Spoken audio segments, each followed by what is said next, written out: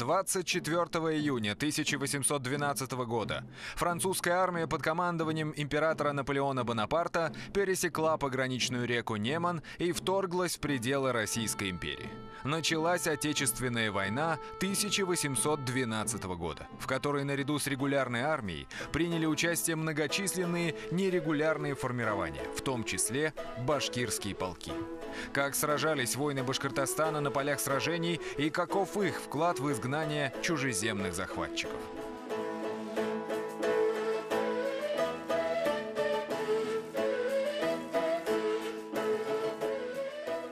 В войнах с наполеоновской Францией приняло активное участие нерегулярной конница России – казаки, башкиры, калмыки.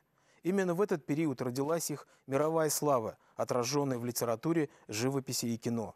Народы Европы впервые столкнулись с такой массой восточной кавалерии. Эти встречи оставили интересные воспоминания, породили незабываемые образы.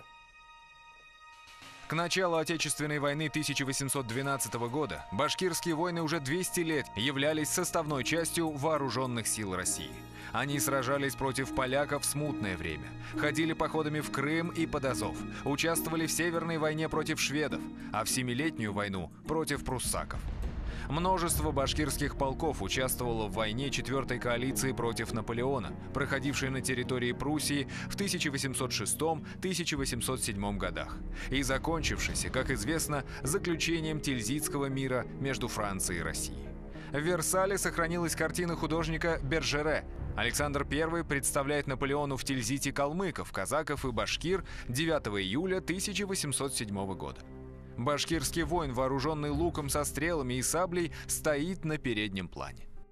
Император Александр I представлял французскому императору Наполеону свою армию, и отдельный день это было представление регулярных войск – казаков, калмыков и башкир. Известна картина художника Бержере. Александр I представляет Наполеону регулярную кавалерию. После представления башкиры, выйдя во двор дворца, устроили джигитовку. Они скакали по кругу, бросили в центр шапку и обстреляли ее из луков стрелами. И вот такого своеобразного ежа, пронзенную шапку стрелами, подарили Наполеону. Много лет спустя, после победы над Францией, Пушкин напишет: «Тильзит, при звуке сем обидном, теперь не побледнеет рос». Чем же был обиден Тильзитский мир? Тильзитский мир, он фактически символизировал возросшее влияние Франции на европейском континенте. Хотя формально две страны, Россия и Франция, разграничили как бы сферы своего влияния. Однако получилось так, что континентальная блокада, которую договорились обеспечить обе стороны, Россия и Франция, оказалась направленной против Великобритании. А Великобритания являлась основным внешнеэкономическим партнером России начала XIX века. В итоге был нанесен существенный удар экономике России в целом. Против России Наполеон поднял силы почти всей завоеванной им Европы. 8 августа 1812 года увидел свет указ военного министра Горчакова.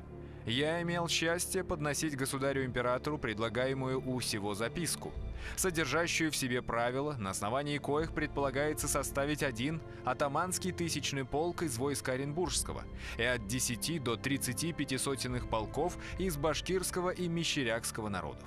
Вооружение составить употребляемое ими и именно – ружья, пистолеты, сабли, пики и луки, кто чем может, и навык употреблять, не требуя единообразия». Поэт Сергей Глинка писал: «Не только стародавние сыны России, но и народы, отличные языком, нравами, верою и образом жизни, народы кочующие, и те, наравне с природными россиянами, готовы были умереть за землю русскую.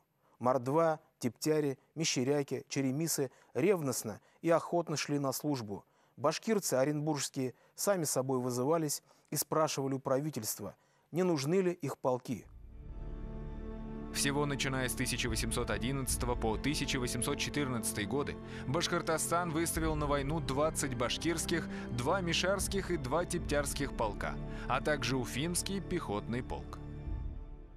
Мишари или мещеряки – тюркоязычный этнос, первоначально населявший Мещерский край, Мордовию и Нижегородское Поволжье.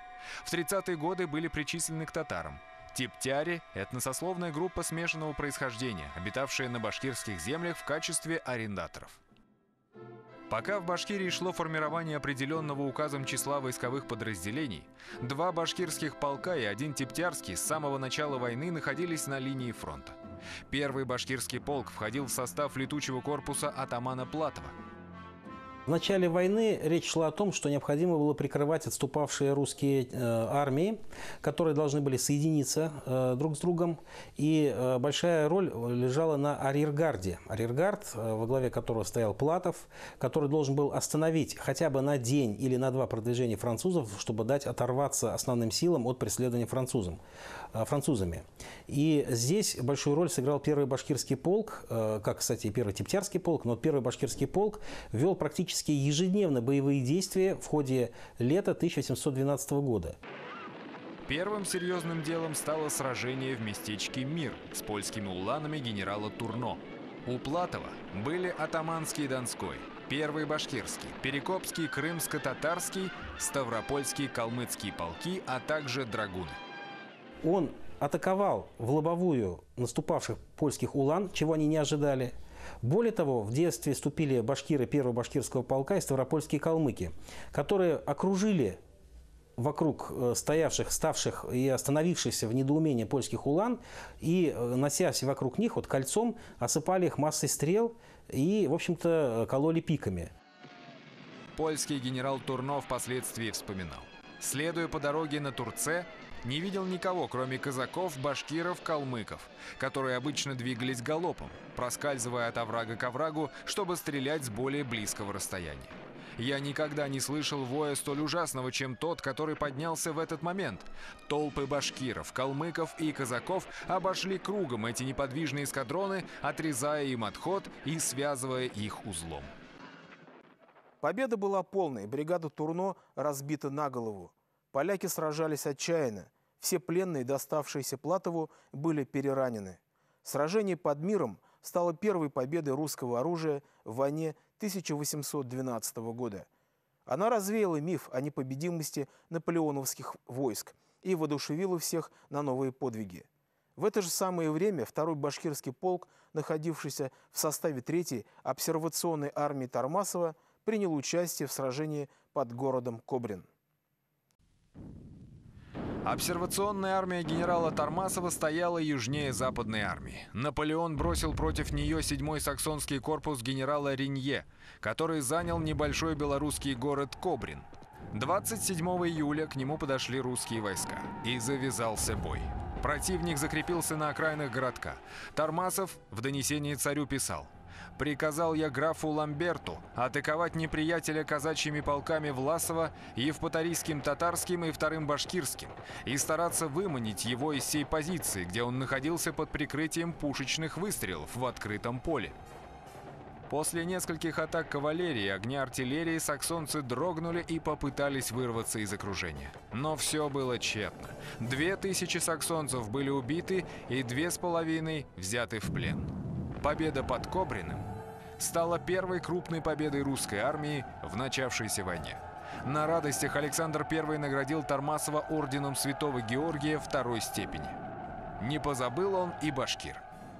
Божию милостью мы, Александр I, император и самодержец всероссийский, нашему походному старшине 2-го башкирского полка Каипову, в воздаяние ревностной службы вашей отличия, оказанного в кампании против французских войск 1812 года, а особенно в 15-й день июля при разбитии саксонских войск под городом Кобриным, всемилостивейшее пожаловали мы вас в 23-й день августа 1812 года кавалером ордена Святой Анны 4-й степени.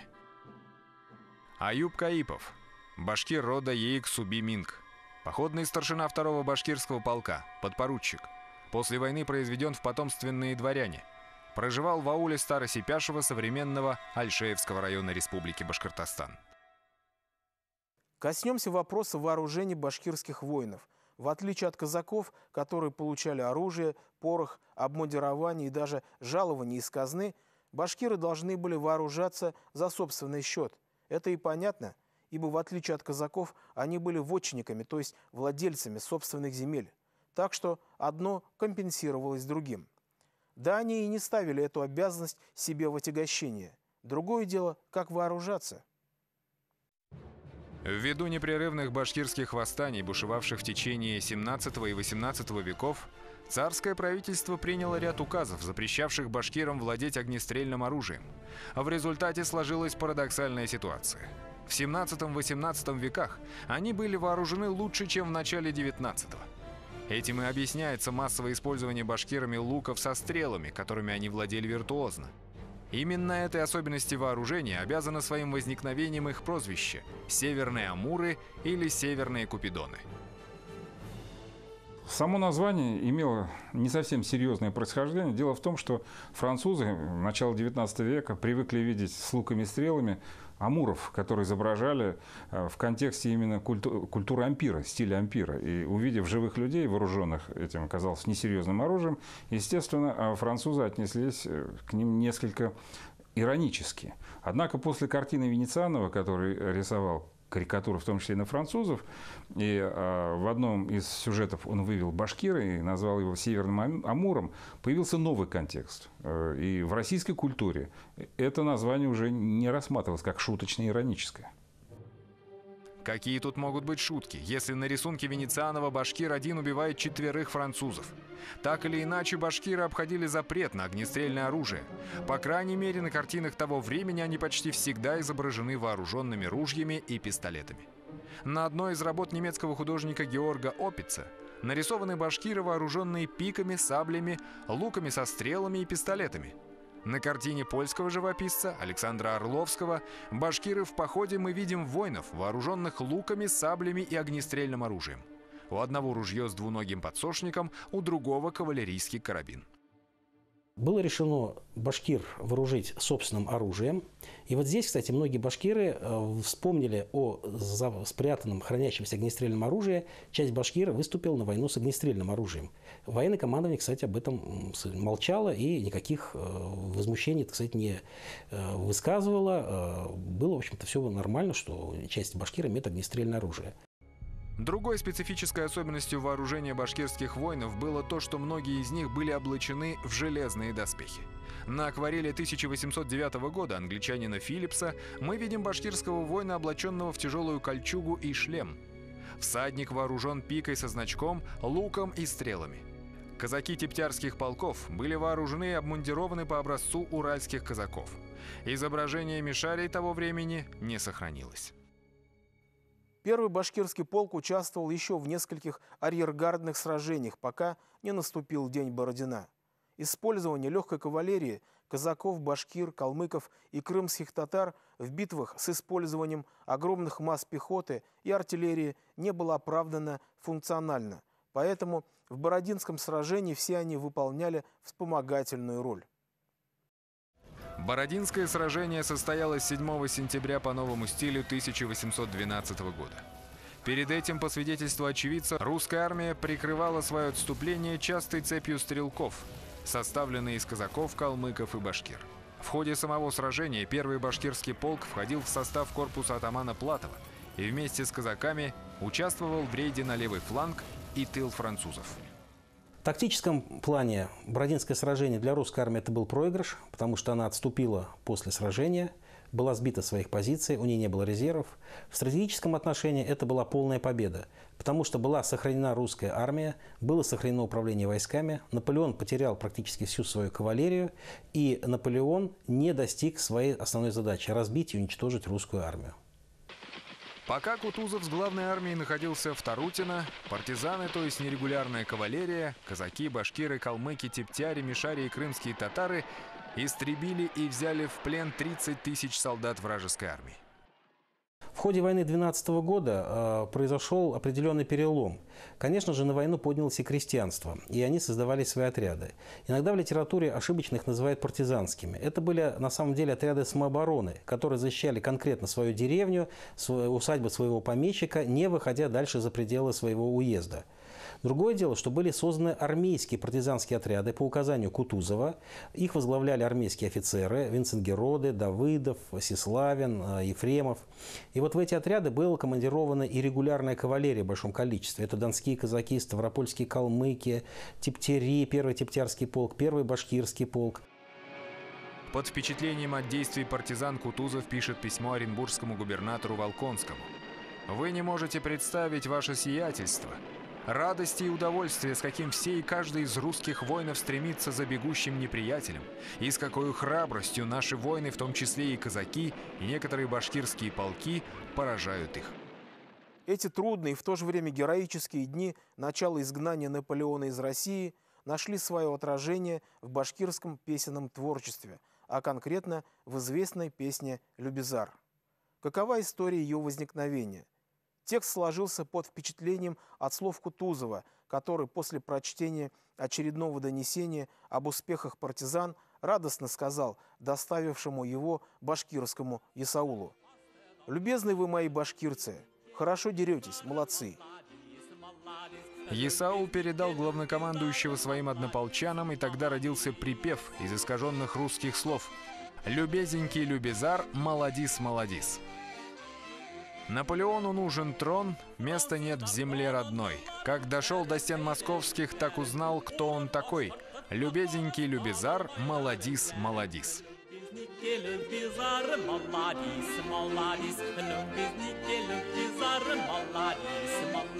27-29 ноября состоялось последнее крупное сражение Отечественной войны 1812 года. Отступающая армия Наполеона была прижата к реке Березина и разгромлена войсками генералов Чаплица и Витгенштейна. В корпусе последнего сражались 4-й и 5-й башкирские полки. Немецкий живописец Петер Хесс запечатлел это трагическое событие в своей картине «Переправа французов через реку Березину». Крупным планом в правом углу показан башкир, который своей пикой протыкает вывалившуюся из ларца карту завоевания мира, принадлежавшую Наполеону. За ним толпа соплеменников. Сцена весьма символична. План великого завоевателя был бесцеремонно свален в кучу каким-то башкиром, грабившим французский обоз. Вскоре русские войска переправились через пограничную реку Неман, и началась эпопея заграничных походов русской армии. Готовились военные действия на территории Европы, однако для этого необходимо было решить дипломатические задачи. В первую очередь перетянуть на свою сторону достаточно серьезных союзников Франции, Пруссию, Саксонию, численность которых позволяла вести уже войну с Наполеоном на равных. К лету 1813 года завершается формирование 6-й антифранцузской коалиции, состоявшей из России, Пруссии, Австрии, Англии и Швеции. В русской историографии войну 6-й коалиции принято называть заграничным походом русской армии, а в германской – войной за освобождение Германии. В январе 1813 года корпус Платова, в состав которого кроме казаков входили также 1-й башкирский полк, отряды калмыков и крымских татар, переправился через Вислу и осадил сильную крепость Данциг. В начале 1813 года части Платова, которые преследовали отступавших французов, подошли к Данцигу. Данциг был укреплен, там был большой гарнизон французов, причем там находились части той самой Великой армии, которые вернулись из России. И генерал Раб, который защищал город, он, в общем-то, был хороший подготовленный военачальник. Поэтому попытка взять сходу Данциг была неудачной. Казаки Платова блокировали Данциг. Гарнизон сделал вылазку. И эта вылазка была полностью отбита казаками. И здесь отличился 1-й башкирский полк, который в конном строю атаковал французскую пехоту, практически уничтожил полностью колонну французской пехоты и заставил французов уйти обратно в Данциг.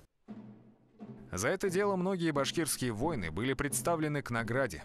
1-го башкирского полка старшины Кутлугильда Тимирович, Абдулла Аргынбай, Исаул Кучербай Хусейн ходили в атаку с отличной храбростью, которую уже неоднократно оказывали против неприятеля, поражая врагов своими ударами, достойный ордена Святой Анны II степени генерал-майор Бенкендорф. Появление больших масс башкир в Европе нашло отражение во множестве мемуаров французских генералов. Как правило, они довольно низко оценивали их боевые качества. Особенно забавляли французов луки и стрелы башкир. Впрочем, таковым же было отношение надменных французов и к казакам. Наполеон называл их презренной кавалерией. В предвзятости этих оценок можно легко убедиться, ознакомившись с документами. Действительно, использование большого числа необученной и плохо вооруженной молодежи поначалу было малоэффективным. Однако в ходе кампании 1812, 13 и 14 годов многие башкирские полки превратились в закаленные и исключительно боеспособные подразделения, участвовавшие во всех крупных сражениях на Европейском театре военных действий. На картине немецкого художника Югеля «Первые казаки в Берлине» мы видим сводный отряд регулярной конницы, состоявший из донских казаков и башкир. Один из них в железном шлеме вооружен пикой, саблей, луком со стрелами и пистолетом, заткнутым за пояс. Среди них мы видим женщину, что подтверждает рассказы о том, что многие башкиры брали в походы своих жен. В феврале 1713 года русская армия преследовала отступавших французов, и отряд Чернышова, авангардный отряд, и так называемый летучий отряд Чернышова, в который входили донские казаки и первый башкирский полк, 20 февраля ворвались в город Берлин. Но ворвались перед Берлином. 19-го было сражение, в котором были французские части разбиты. 20-го они вошли в город. 21-го за городом было еще одно сражение. 22-го еще одно сражение. То есть за Берлин бои шли и в начале захвата города, и в конце. В октябре 1813 года близ саксонского города Лейпцига состоялась так называемая «Битва народов», в ходе которой наступил решительный перелом в войне в пользу союзников. С обеих сторон в ней участвовали по 200 тысяч человек. Битва собрала под знаменами различных государств представителей огромного числа народов, в том числе башкир. 1-й, 4-й, 5-й, 9-й и 14-й башкирские полки, а также 1-й Тептярский представляли на поле брани Башкортостан. В самом сражении участвовало около 5 башкирских полков в прямых боевых столкновениях. Практически каждый день, во всех сражениях шло 3 дня, каждый день башкиры участвовали в боевых действиях. И впоследствии, когда французы отступали от Лейпцига, их преследовали опять-таки башкирские полки, которые шли в авангарде наступающих армий. Это 1-й полк и 9-й полк в первую очередь. Кстати, в самом Лейпциге один башкирский полк остался на комендантскую службу. И немцы сохранили память о башкирах. В музее хранится одежда башкирского воина, артефакты участия башкир в этом сражении. Сохраняется башкирская могила, могила башкирского воина, который был ранен и умер, похоронен там. И немцы свято чтут память о башкирах, участниках этого сражения. Картина Лемона зафиксировала один из эпизодов сражения под Лейпцигом. Французы спасаются бегством. Их преследуют казаки и башкиры, скачущие с пиками наперевес. Еще несколько секунд, и солдаты противника будут переколоты этим излюбленным оружием легкой кавалерии. На картине братьев Зур «Башкиры в предместьях Гамбурга» запечатлена группа военнослужащих 15-го башкирского полка, вооруженных пиками, луками со стрелами, саблями и пистолетами. В стороне стоит полковой мулла, наблюдавший за происходящим. Наконец, 31 марта 1814 года русская и прусская армии вступили в Париж. А вместе с ними 2-й, 12-й, 13-й, 14-й и 15-й башкирские полки. Французская акварель неизвестного автора называется «Башкиры в Париже». На глазах у изумленных парижан они поют в фонтане своих коней и демонстрируют свои луки. Война закончилась. Немецкий художник Шультен увидел целый башкирский полк на марше. Вероятно, они едут домой. Настроение у всех приподнятое, так как их дорогу скрашивает музыка своеобразного полкового оркестра. Один музыкант играет на курае, другой на флейте, третий на башкирской виолончели кыл-кубызе. Но символом той героической эпохи является, на наш взгляд, картина Александра Орловского «Всадник башкир». И в Москве бывали мы, и Париж видали мы, и захватчика француза хорошо бивали мы, поется в башкирской народной песне «Любизар». Участие в Отечественной войне 1812 года и заграничных походах русской армии были одними из самых ярких страниц в истории башкирского народа. В эти героические годы они прошли от гор Урала до Парижа, как воины-освободители своего Отечества и народов Европы от тирании Наполеона. В Европе об этом прекрасно помнят. Хорошо бы, чтобы помнили об этом и в России.